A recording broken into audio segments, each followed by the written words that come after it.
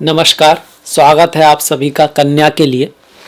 कन्या राशि जो है उनके लिए बहुत ही विशेष वीडियो में, बहुत ही शानदार वीडियो में, साल का आखिरी वीडियो है ये। इस साल का आखिरी वीडियो है क्योंकि नई साल आने वाली है, तो नए साल का भी वीडियो आने वाला है, उसे आप देखिएगा। पर ये जो आने वाला महीना है, लास्ट महीना दिसंबर का महीना बहुत विशेष है, बहुत सारे महत्वपूर्ण परिवर्तन लेकर आए, क्योंकि हर महीना, हर दिन, इवन हर सांस विशेष होती है अगर हम उसका अच्छे तरह से यूज करें तो ये जो विशेष महीना है वो आपके लिए क्या लेकर आए इसके बारे में जानेंगे। पर इससे पहले एक विचार से शुरुआत करते हैं, क्योंकि विचारों से कर्म है, कर्म है तो भाग्य है। कि जीवन में जो भी लोग बड़ा करते हैं, बहुत बड़ा करना चाहते हैं, वो मान और अपमान से ऊपर होते हैं। उनका जो लक्ष्य होता है, जो जीवन का लक्ष्य होता है, वो इस चीज़ से ऊपर होता है कि लोग क्या कहेंगे, पड़ोसी क्या कहेगा। ना ही वो किसी को दिखाने के लिए कुछ करते हैं, या तो सेवा में करते हैं या अपने लिए करते हैं। ये बड़ी बात होती है किसी बड़े लक्ष्य को प्राप्त करने के लिए। खैर, अब देखते हैं कि आपके किस भाव में कौन सा ग्रह बैठा हुआ है, किसकी दृष्टि पड़ रही है, उससे क्या रिजल्ट आएगा। चाहे वो आपका करियर है, धन है, व्यापार है, समाज में आपकी पद प्रतिष्ठा है, शिक्षा है, व्यापार है, प्रेम है, परिवार है, स्वास्थ्य है, शादी विवाह है, फॉरेन विदेश गमन है, और भी किसी भी तरह का धन है, स्टॉक मार्केट है, स्पिरिचुअलिटी है, अध्यात्म है। सारे विषयों को देखेंगे, गहराई में जाएंगे। क्या बातें हो सकती हैं, कब हो सकती हैं, किस डेट को हो सकती हैं, कौन सी तिथियां शुभ रहेंगी, सब कुछ जानेंगे। पर सबसे पहले देख लेते हैं जल्दी से कि कौन सा ग्रह कहाँ बैठा है। तो केतु जो है वो कन्या राशि में ही बैठे हैं। 6 नंबर मतलब कन्या राशि, वहाँ पर केतु बैठे हुए हैं। ये पहला भाव है। द्वितीय भाव में शुक्र अपनी ही राशि तुला में गोचर कर रहे हैं। बहुत ही बढ़िया बात है कि द्वितीय भाव धन का होता है, इसलिए कि धन का स्वामी धन में ही बैठा है, इसलिए मैंने कहा महीना आज बहुत विशेष है। और तृतीय भाव का स्वामी भी तृतीय भाव में ही बैठा है, जो कि मंगल है, वृश्चिक राशि में। मंगल की राशि होती है वृश्चिक। सूर्य अपने मित्र की राशि धनु में आएंगे, और बुध जो है धनु में रहेंगे लगभग पूरे महीने। सूर्य जो यहाँ पर आएंगे 16 तारीख को आएंगे। इससे पहले वो तृतीय भाव में भी अपने मित्र की राशि में रहेंगे। मंगल भी उनके मित्र हैं, गुरु भी उनके मित्र हैं। पंचम भाव खाली, छठे भाव में शनि का गोचर चल रहा है आपका, और शनि जो है कुंभ राशि में बैठे हुए हैं। सप्तम भाव में राहु हैं, राहु सप्तम भाव में मीन राशि में है, और गुरु जो है वो गुरु की राशि में अष्टम भाव में मेष राशि में बैठे हुए हैं। मंगल की राशि में गुरु अष्टम भाव में बैठे हुए हैं। अब आते हैं रिजल्ट के ऊपर। देखिए, इस महीने के जो परिवर्तन है वही विशेष है, जो मतलब बहुत एकदम अलग जो परिवर्तन हो रहे हैं। तो शुक्र अपनी राशि में आ रहे हैं, तुला राशि में आ रहे हैं। कामधेनु नाम का लक्ष्मी योग है। कामधेनु मैंने लिखा है, कामधेनु। दैत्य गुरु शुक्राचार्य, शुक्र जो हैं वो इसको बना रहे, गुरु हैं।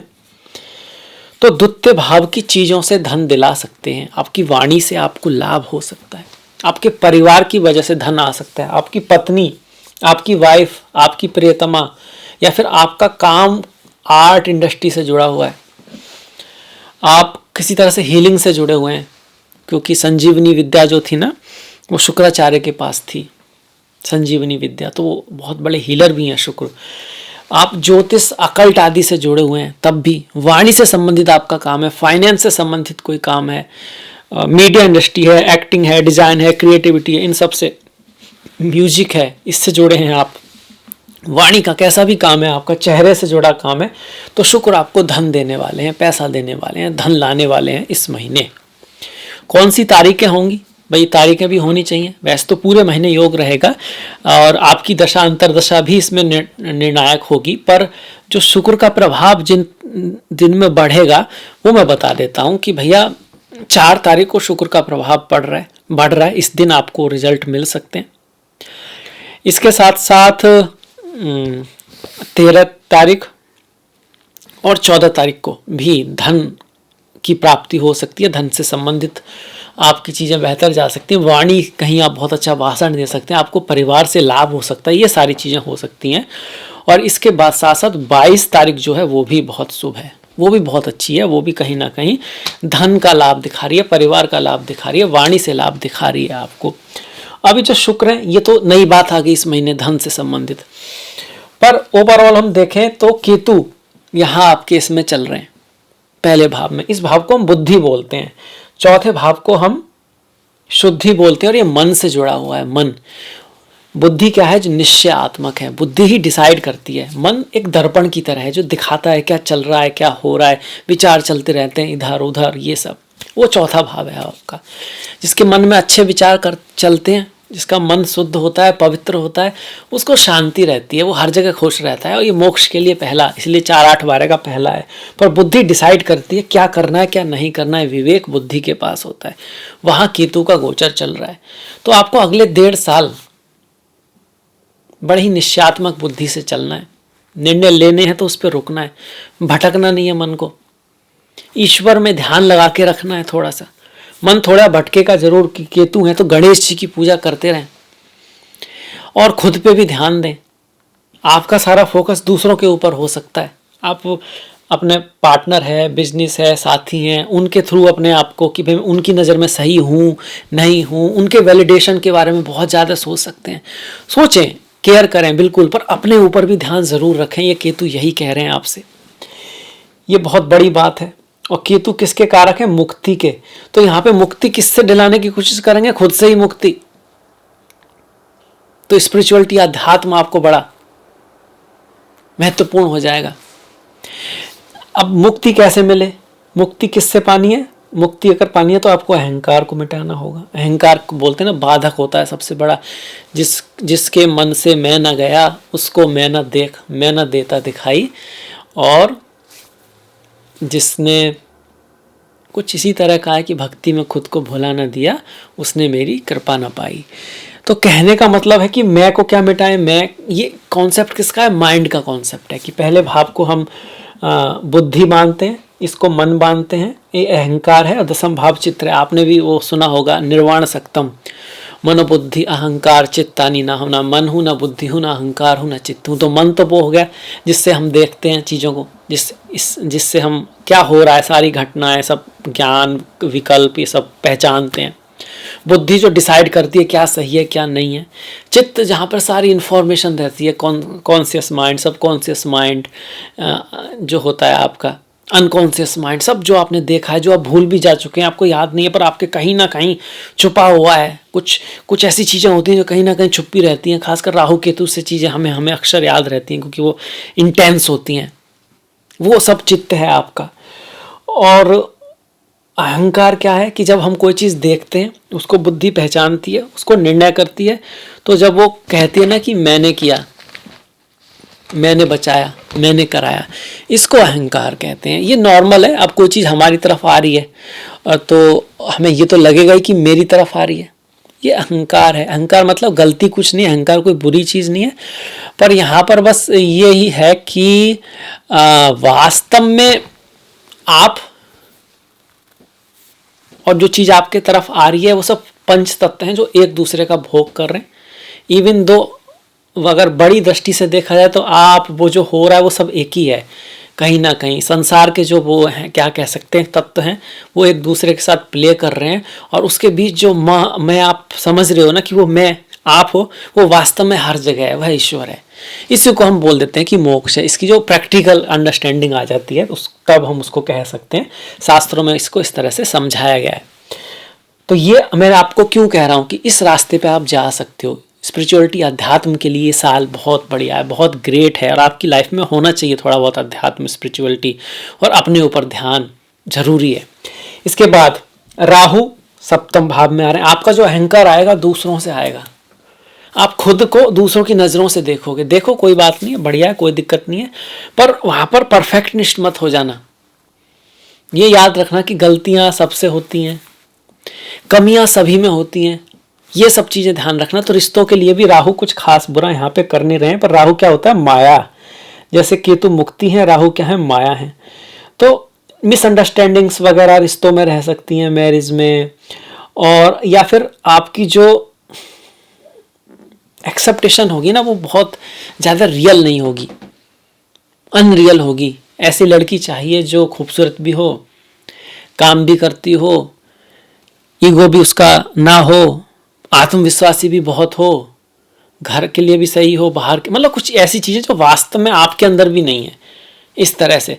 तो ऐसी जगह, या फिर ये चीज़ें लड़की के लिए या लड़के के लिए, या शादी में भी अपने स्पाउस से आप कह सकते हो कि कुछ ज़्यादा ही उम्मीदें जो वास्तव में किसी के लिए है नहीं, पूरी कर नहीं सकता कोई। आप अपनी खुद से किए हुए वादे निभा नहीं पाते। जब आप कहते हो मैं 10 बजे उठूंगा या उठूंगी और पढ़ाई करूंगी, और खुद नहीं कर पाते, पर दूसरा आपसे कोई कहे कोई बात और ना करे तो आप बुरा मान जाते हो। तो बी रियलिस्टिक, तो फिर ठीक है। अदरवाइज ये राहु है अगले 1.5 साल तक, इसी महीने नहीं, थोड़ा सा रिश्तों में आपको ध्यान रखना है। आपका अहंकार, मिसअंडरस्टैंडिंग, माया, उसमें दिक्कतें पूरी कर सकता है। वैसे इस महीने की अगर हम बात करें तो गुरु जो हैं वो अष्टम में है। ये भी यही कह रहे हैं कि भैया मैरिज लाइफ में थोड़े से उतार चढ़ाव रह सकते हैं। बिजनेस में भी आपको इससे बचना होगा, माया से। ऐसी एक्सेप्टेशन तो नहीं कर रहे आप अपने पार्टनर से कि आपसे वो जो पॉसिबल नहीं है, या फिर आप सिर्फ अपना ही पक्ष तो नहीं देख रहे, उसका भी पक्ष देख रहे हैं, नहीं। वो बिजनेस के लिए आपको यहाँ ध्यान रखना होगा। बिजनेस के लिए हम कह सकते हैं महीना ठीक ठीक ही है, बहुत ग्रेट नहीं है। और खास करके इन बातों से, मिसअंडरस्टैंडिंग वगैरह से कब आपको बचना है, किस तरह की, तो ये 9 तारीख जो है वो सबसे पहले जो 9 तारीख आती है, फिर 18 तारीख आती है, और इसके बाद 26 तारीख इस चीज़ को दिखा रही है कि आपकी पार्टनर के साथ शादी विवाह में, बिजनेस पार्टनरशिप में कुछ डिफरेंस ऑफ ओपिनियन वगैरह अलग हो सकती है, कोई थोड़ा बहुत बहसबाजी भी हो सकती है। इस चीज़ का आपको ध्यान रखना है। जो केतु की मैंने तारीखें बताई थी, उनमें आपको थोड़ा स्वास्थ्य का भी ध्यान रखना है। 3 तारीख को, 3 तारीख को स्वास्थ्य के लिए बहुत ज़्यादा बढ़िया नहीं है। 13 तारीख, इसके साथ साथ 21 तारीख, और आपका 30 तारीख जो है वहाँ स्वास्थ्य को थोड़ी दिक्कत रह सकती है। सर में दर्द वगैरह हो सकता है, स्पाइन, या आप कह सकते हो कि इन्फेक्शियस डिजीज़, थोड़ा बहुत कुछ इन्फेक्शन वगैरह का खतरा रह सकता है। इन दिनों आपको थोड़ा सा ख्याल रखना है। गणेश जी की पूजा करें तो बहुत बढ़िया है, बहुत अच्छा है। पक्षियों को जौ और बाजरा डाल सकते हैं बुधवार के दिन। ये शनि, राहु, केतु सबके लिए एक अच्छी रेमेडी है। जौ बाजरा पक्षियों को खिलाएं बुधवार को, शनिवार को, बहुत अच्छी रेमेडी है। इसके बाद धन के लिए बढ़िया हो गया, मैंने बात की पहले ही। इसके बाद पराक्रम के लिए भी महीना बहुत बढ़िया है। मेहनत करोगे आप, एफर्ट करोगे, और आपका एफर्ट रंग भी लाएगा, क्योंकि तृतीय भाव में बैठकर भाग्य को देख रहा है। पर ये अष्टमेश भी है। थोड़ा सा भाई बहन के साथ, पड़ोसियों के साथ कुछ चैलेंजेस रह सकते हैं। आप मेहनत बहुत करोगे, गोल की तरफ जाओगे, रिजल्ट भी मिलेगा, पर आसपास जो साथी हैं उनसे कुछ मतभेद यहाँ पर रह सकता है। और इसमें भी 8 तारीख जो है उस दिन थोड़ा सा आपको ज़्यादा ध्यान रखना है। हनुमान जी की पूजा करते रहना है। अगर आपकी मंगल की दशा अंतर दशा चल रही है तब ये और ज़्यादा हो जाता है। 17 तारीख भी इसी चीज़ को दिखा रही है, और 25 तारीख भी इसी चीज़ को दिखा रही है। एक दिन आगे पीछे हो सकता है मैक्सिमम, क्योंकि ग्रह नक्षत्र कभी-बार ऐसे बदलते हैं, जैसे दिन के 12 बजे से स्टार्ट हुआ और अगले दिन के 12 बजे तक है, तो फिर दोनों दिन आगे कहीं ना कहीं इस तरह से। तो मंगल इस चीज़ को दिखा रहा है। मंगल की यहाँ से दृष्टि देखिए शनि पर पड़ रही है, पिता के भाव पर पड़ रही है, दसम पर पड़ रही है। मतलब कार्य के क्षेत्र में मेहनत रहेगी, कंपटीशन रहेगा। कर्म क्षेत्र में, नौकरी जॉब के मामले में कहीं ना कहीं अच्छा है, क्योंकि ये जो जॉब का जो स्वामी है, ये जो घर है दसम भाव का, उसका स्वामी बुध है, और बुध खुद अपनी राशि को देख रहे हैं। यहाँ से अपनी राशि को देख रहे हैं। चित्त मतलब हमारे मन में जितनी भी जो बातें दबी रहती हैं, वो सब जो हमारी मेमोरी होती है, वो सब जो होता है, जो कहीं ना कहीं पास्ट एक्सपीरियंस होते हैं, वो सब चित्त होता है हमारा। और यही भाव जो है दसम से भी जुड़ा है, पद प्रतिष्ठा, नौकरी, जॉब आदि से भी जुड़ा है। और इसको बुध देख रहे हैं, अपनी ही राशि को देख रहे हैं, तो उसके लिए महीना अच्छा है। जो गवर्नमेंट जॉब में है या किसी जॉब में कर रहे हैं, अगर आप किसी जॉब की प्लानिंग वगैरह कर रहे हो, एजुकेशन पढ़ाई लिखाई के लिए भी ये बुध अच्छा कर रहे हैं आपको। आप हाई स्कूल में हो, इंटर में हो, स्टूडेंट हो आप, तो फिर ये महीना आपके लिए पढ़ाई लिखाई के लिए काफ़ी अच्छा दिख रहा है। अगर आप कॉलेज वगैरह में हो, यूनिवर्सिटी वगैरह में हो, तो आपको थोड़ी सी मेहनत एफर्ट ज़्यादा करना पड़ेगा इस मामले में। पर अगर आप स्कूल कॉलेज में हो तो ये जो है अच्छा दिखा रहा है। बुध जो है बढ़िया दिखा रहे हैं, इस महीने को अच्छा दिखा रहे हैं। डेट की अगर हम बात करें तो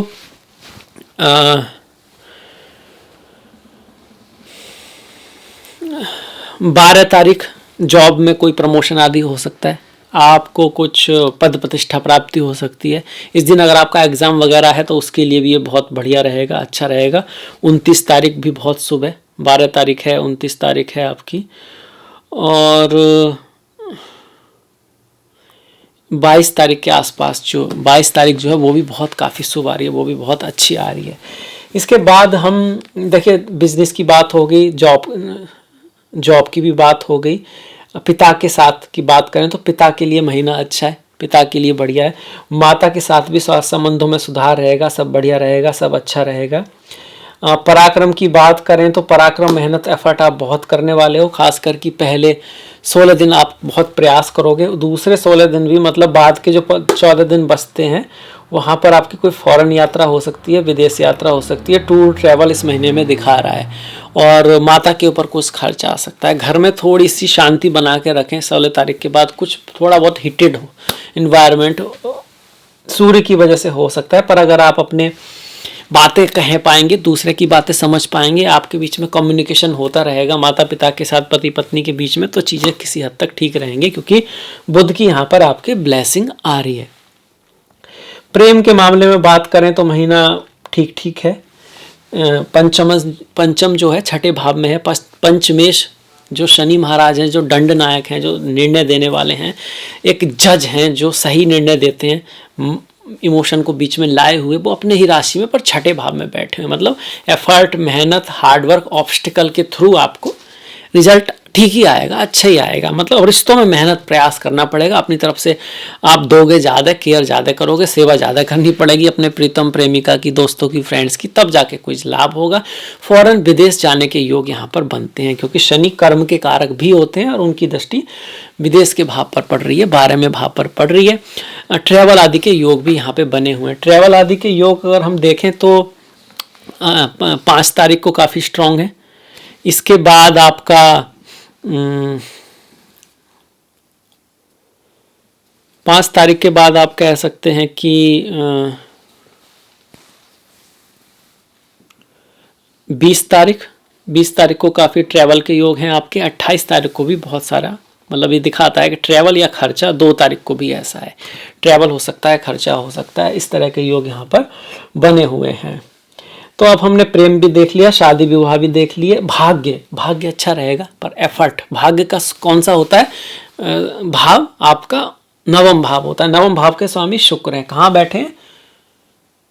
द्वितीय भाव में बैठे हैं। तो फैमिली से, पिता से, गुरुओं से कहीं ना कहीं भाग्य मिल सकता है, अच्छा हो सकता है, क्योंकि अपनी ही राशि में गिराया जा रहा है। पर कितने? 1 2 3 4 अपने से छटे जा रहा है। एफर्ट के साथ, हार्डवर्क के साथ ये चीज़ें प्राप्त होंगी। भाग्य के लिए प्रयास करना होगा यहाँ पर। ये क्या कौन कह रहा है? ये कुंडली कह रही है। और ये भाग्य से क्या आ सकता है? धन आ सकता है, पैसा आ सकता है। यहाँ पर ये इस चीज़ को दिखा रहा है। पिता की राय आपके लिए सही हो सकती है, गुरुओं की राय यहाँ पे सही हो सकती है। अपने माता पिता, गुरु, फीमेल्स, मतलब बहन है, मौसी है, कोई भी फीमेल है, उसकी रेस्पेक्ट जरूर करनी है यहाँ पर। शुक्रवार के दिन अगर आप माँ लक्ष्मी का ललिता सहस्त्रनाम पढ़ते हैं या श्री सूक्तम पढ़ते हैं, आपके लिए बहुत अच्छा लगेगा। अगर आपकी शुक्र की दशा महादशा चल रही है, कुंडली में शुक्र अच्छे हैं, तो ये महीना धन के मामले में बहुत विशेष हो सकता है, इस बात में कोई संदेह नहीं है। अब ये सारी चीज़ें देख ली। स्वास्थ्य के हिसाब से देखा जाए तो महीना ठीक है, सही रहेगा स्वास्थ्य आपका। बस गणेश जी की पूजा करते रहें। केतु, क्योंकि केतु तो 1.5 साल रहने वाले हैं आपके, तो गणेश जी की पूजा करना तो जरूरी है। माइंड को बैलेंस में रखना, थोड़ा स्पिरिचुअलिटी, आध्यात्म का होना, मन का थोड़ा भटकना तो रहेगा, तो वो चीज़ आपको पूरे साल ही रखती पड़ेगी। पर महीने के हिसाब से देखा जाए तो राशि के स्वामी है, चतुर्थ भाव में है, ठीक है। कोई मित्र की राशि में नहीं है, पर गुरु की राशि में बुध ठीक है, नॉट बैड, तो सही है। तो स्वास्थ्य के मामले में हम ठीक कह सकते हैं। शनि का गोचर भी पॉजिटिव है। गुरु का गोचर अष्टम भाव में कहता है कि पढ़ाई लिखाई के मामले में थोड़ा सा फोकस रखें, संतान के प्रति थोड़े से रेस्पॉन्सिबल रहें, और किसी रिसर्च वगैरह, पीएचडी वगैरह, अकल्ट ज्योतिष वगैरह में आपका इंटरेस्ट है तो उसके लिए अच्छा है। फॉरेन ट्रेवल वगैरह के लिए भी महीना अच्छा है। इसके बाद बढ़ जाते हैं। ये जो मैंने योग इस कुंडली में बने हुए हैं, उनको थोड़ा योगों की दृष्टि से बोलते हैं। ज्योतिष का जो मेन जो कॉन्सेप्ट है ना, वो योग है, दशाएं हैं। विषुवत्तरी दशा तो आपने सुनी हुई है, पर इसके अलावा और भी दशाएं होती हैं, जैसे कि काल चक्र दशा है आपकी, है ना, भगवान शिव ने जो माता पार्वती को बताई थी। और भी बहुत तरह की दशाएं हैं, जैसे कि अगर आप रात में पैदा हुए हो और सूर्य के होरा में हुए हो तो आपकी विषुवत्तरी दशा तो लगेगी, दूसरी दशा लगेगी। या फिर आप दिन में पैदा हुए और चंद्रमा के होरा में हुए हो तो आपकी अष्टोत्तरी दशा लगेगी, तो वो भी हमको देखना चाहिए। योगिनी दशा तो सब जानते ही हैं, तो दशा और ग्रह का भी, योग का भी बड़ा अंतर है। तो योग बहुत महत्वपूर्ण है। निपुण योग बना हुआ है कहाँ पर? चौथे भाव में, केंद्र में बना हुआ है। निपुण योग मतलब योग्यता देता है आपको। चौथा भाव स्कूल का है, एजुकेशन का है, पढ़ाई लिख, छोटी हायर एजुकेशन का नहीं है, इंटर तक की एजुकेशन का, तो वहाँ के लिए अच्छा है। घर, भूमि, वाहन खरीदने का योग भी यहाँ पे बना रहा है, मतलब प्रॉपर्टी से संबंधित कुछ अच्छा काम हो सकता है, वाहन से संबंधित भी लाभ हो सकता है, या वाहन वगैरह कोई खरीद भी सकता है। तो प्रॉपर्टी से संबंधित कोई काम करने वाले हैं तो 2, 3, 12, 13, 21, 26, 27, 28, 27 और 31 तारीख काफ़ी शुभ हैं। 1, 7, 8, 10, 17, 18, 21, 24, 27, 29 ये व्हीकल से संबंधित, वाहन से संबंधित कार्यों के लिए बहुत अच्छा है। थोड़ा बहुत आप कह सकते हो कि स्टॉक मार्केट से संबंधित काम भी इस दिन का आप कर सकते हो। इसके बाद यहाँ पर निपुण योग बना हुआ है, कामधेनु योग बना है। राजयोग की बात करें तो गुरु और शुक्र, गुरु जो हैं आपके यहाँ बैठे हुए हैं आपके छठे अष्टम भाव में, और शुक्र यहाँ पर बैठे हुए हैं। तो गुरु शुक्र की जो दृष्टि पड़ रही है ना एक दूसरे पर, तो शुक्र किसके? 9th के स्वामी हो गए, गुरु जो है चौथे भाव के स्वामी हो गए। तो एक केंद्र और त्रिकोण का संबंध बन रहा है। तो ये राजयोग बना हुआ है गुरु और शुक्र का आपका यहाँ पर। तो यहाँ आपको परिवार आदि से तो लाभ हो ही सकता है, कोई इनहेरिटेंस वगैरह, कोई गिफ्ट वगैरह मिलना भी हो सकता है आपका अष्टम भाव से। इंश्योरेंस, टैक्स, कुछ अनअर्न्ड मनी भी आपको मिल सकती है यहाँ पे। विपरीत राजयोग शनि बना के बैठे हैं, न्यायाधीश जो हैं वो विपरीत राजयोग बना के बैठे हैं। इससे हर्ष नाम का विपरीत राजयोग बोलते हैं कि जब आप उम्मीद ना कर रहे हो और आपको कुछ अचानक लाभ हो जाए, इस तरह की संभावना यहाँ पर बनती है विपरीत राजयोग की वजह से। नीच भंग, कोई ग्रह नीच का नहीं है। कोई दुर्योग देखा जाए तो कोई ज़्यादा बड़ा दुर्योग नहीं बना हुआ। लक्ष्मी योग जो है शुक्र की वजह से बना हुआ है, कामधेनु योग बना हुआ है, गुरु शुक्र की वजह से भी लक्ष्मी योग बना हुआ है आपका। संघर्ष योग में, सर्प योग में नभासा, मतलब सारे के सारे ग्रह अगर राहु केतु को हम छोड़ दें तो 5 राशियों में आ गए, 1, 2, 3, 4, 5, इसमें से चंद्र घूमते रहते हैं। तो ये कोई दिक्कत की बात नहीं है, इससे कोई दिक्कत नहीं है। अब बढ़ जाते हैं त्योहारों की तरफ। इससे पहले कुछ और जो चीज़ें रह गई हैं वो भी देख लेते हैं। मुहूर्त, जैसे गृह प्रवेश, आपने घर लिया है पर आपको प्रवेश करना है, या फिर कोई काम की एकदम से कोई शुरुआत करनी है, कोई काम आपने ले तो लिया है कहीं पे ऑफिस, उसके अंदर जाना है, आप उससे भी देख सकते हैं। तो 8, 15 और 21 नामकरण, किसी चीज़ को नाम देना है, संतान को नाम देना है, प्रोजेक्ट को नाम देना है, अपने यूट्यूब चैनल को नाम देना है, या फिर आप कोई काम कर रहे हो उसको कोई नाम देना है किसी चीज़ को। तो 1, 7, 8, 10, 15, 17, 18, 21, 22, 24, 28, 29 अन्य प्रश्न, किसी चीज़ जो संतान पैदा होती है ना उसको पहली बार दूध के अलावा हम कुछ खिलाते हैं। आपने कुछ क्रिएट किया है उसमें आप कुछ ऐड करना शुरू करते हो ताकि वो चीज़ें बढ़ें। तो उसके लिए 1, 7, 15, 18, 21, 22, 28, 29 है। कर्णभेद, कानों में किसी चीज़ को आप कह सकते हो सुशोभित करना। कर्णभेद महिलाएं और पुरुष दोनों करते थे पहले, स्वास्थ्य के लिए अच्छा है। कर्णभेद के लिए 1, 2, 7, 8, 9, 17, 21, 22, 28, 29 तारीखें ठीक है। व्हीकल प्रॉपर्टी की हमने बात कर ही ली है। कुछ वैसे कुछ भी करना है, शुभ तारीखें जो है इस महीने की वो हैं 1, 6, 9, 11, 15, 16, 19, 21, 22, 25, 28 में से 21, 25, 28 काफ़ी शुभ तारीखें हैं। तो अब बढ़ जाते हैं त्योहारों की तरफ। इससे पहले आपसे आग्रह करूंगा कि आप लाइक सब्सक्राइब कर दें, अगर आपने नहीं किया है तो सब्सक्राइब करें, पसंद आया तो लाइक करें, और घंटी वाला बटन दबा सकते हैं ताकि आपको नोटिफिकेशन मिल सके। अब बढ़ते हैं त्योहारों में। तो क्रिसमस है, आपको सभी को क्रिसमस, मैरी क्रिसमस और नए साल की बहुत बहुत शुभकामनाएं। 12 तारीख को मार्गशीर्ष अमावस्या है व्रतों में आपका, और प्रदोष व्रत जो है 10 और 24 तारीख का है, संडे का, रविवार का। शिवरात्रि जो है सोमवार की है, चिदानंद रूपा शिवोहम शिवोहम। 26 तारीख की पूर्णिमा है। 8 तारीख की उत्पन्न एकादशी है शुक्रवार की, और शुक्रवार की ही मोक्षदा एकादशी है 22 तारीख को। संकष्टी जो है वो 28 की है। धनु संक्रांति, सूर्य जो धनु में आएंगे वो 16 तारीख को आ रहे हैं। तो ये हो गए हमारे त्योहार। अब मैं आपसे विदा लेता हूँ, आपसे मुलाकात होगी अगले वीडियो में। तब तक के लिए आप अपना ख्याल रखें, अपनों का ख्याल रखें, सभी का ख्याल रखें। कुछ ना कुछ अच्छा बढ़िया देखते रहें, सुनते रहें और करते रहें। जैसे बोलते हैं ना कि आदर्श की बातें की नहीं जाती, निभाई जाती हैं, बताई जाती हैं, दिखाई नहीं जाती। तो इसी के साथ मैं विदा लेता हूँ। आपने एंड तक वीडियो देखा, इसके लिए आपका बहुत बहुत धन्यवाद। नमस्कार।